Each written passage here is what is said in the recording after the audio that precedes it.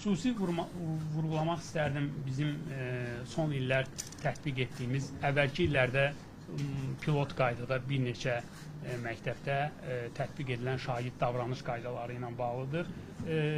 Bildiyiniz kimi artıq ötən tədris ilindən etibarən bu qaydalar bütün məktəblərdə deməli tətbiqinə start verilmişdir və hər bir məktəb bizim hazırladığımız Nazirlik tərəfindən təsdiq edilən nümunəvi qaydaların tətbiqinə başlanılmışdır və bu il ərzində çoxlu sayda monitorinqlərimiz, hesabatlarımız olmuşdur və görsənən budur ki, bu qaydaların ümumilikdə tətbiqi xoşagəlməz hadisələrin, neqativ hadisələrin aradan qaldırılmasında, qarşısının alınmasında əhəmiyyətli rolu var və bu sayların azalmasına xidmət edir.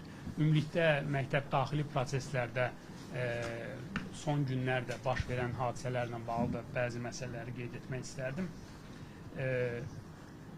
4000 məktəb var agentliyin tabeliyində və 4000 məktəbdə 1,5 milyon uşaq təhsil alır və bu şagirdlərin gündəlik təması, gündəlik məktəbdə olması təbii ki, bəzi hallarda xoşagəlməz, arzu olunmaz hadisələri qaçılmaz edir. Təbii ki, biz bundan təəssüf hissi keçiririk və bundan məmnun deyilik.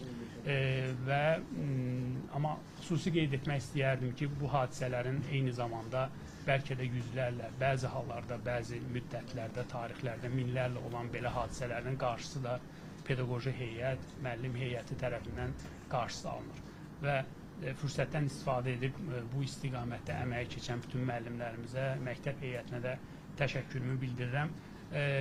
Zəruri olan ondan ibarətdir ki, belə hadisələr baş verdikdə təlimatlara uyğun hər bir vəzifə sahibi, eyni zamanda məktəbin pedaqoji və yaxud inzibati heyətin üzvü öz üzərinə düşən addımları məsuliyyətlə və vicdanla icra etsinlər.